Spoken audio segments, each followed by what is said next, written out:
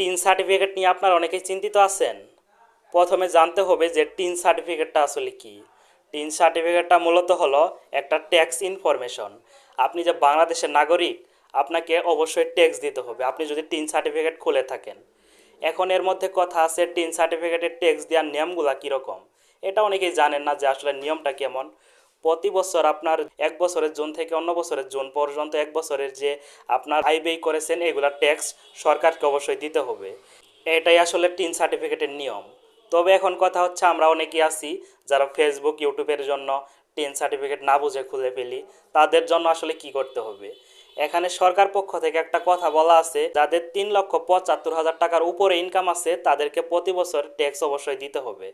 এখন আপনি আমি তো ইনকাম করতে পারি না, হঠাৎ করে না বুঝে টিন সার্টিফিকেট খুলে ফেলেছি, তাদের কি করবেন? তাদের জিরো রিটার্ন জমা দিতে হবে। এটা অনেকেই জানে না যে আসলে জিরো রিটার্নটা কীভাবে জমা দিতে হয়। জিরো রিটার্নটা কীভাবে জমা দিতে হয় আমি পরবর্তীতে একটা ভিডিওতে আপনাদের জানাবো। তো এর মধ্যে একটা কথা আছে, আপনি যদি ট্যাক্স না দেন তাহলে কি হতে পারে। আপনার যদি ইনকাম থাকে আপনাকে অবশ্যই ট্যাক্স দিতে হবে, আর যদি না থাকে তাহলে জিরো রিটার্ন জমা দিবেন। যদি জিরো রিটার্ন জমা না দেন আপনার একটা এই অপরাধের জন্য জেলও হতে পারে। তাহলে অবশ্যই সাবধান হয়ে যাবেন। যেহেতু আপনি একটা জিনিস খুলে ফেলছেন, এটা কিন্তু বন্ধ করাও এত সহজ না। টিন সার্টিফিকেট কিন্তু বন্ধ করাও এত সহজ না। যেহেতু খুলে ফেলছেন অবশ্যই আপনাকে ট্যাক্স দিতে হবে। দয়া করে আপনার ট্যাক্স দিবেন। ট্যাক্স দেওয়ার নিয়মটা হলো, আজকে মনে হয় নভেম্বরের 3 তারিখ, তো নভেম্বরের 30 তারিখের আগে আপনাকে ট্যাক্স ইনফরমেশনগুলো দিতে হবে।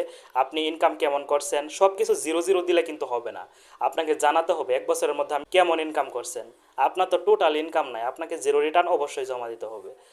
আজকের ভিডিওটা একটু আশা করি আপনাদের হেল্পফুল হয়েছে। যদি ভালো লেগে থাকে চ্যানেলটা একটু সাবস্ক্রাইব করে দিবেন আর ভিডিওটা একটু লাইক করে দিবেন। আজকে এই পর্যন্তই। সবাই ভালো থাকবেন, সুস্থ থাকবেন। ধন্যবাদ।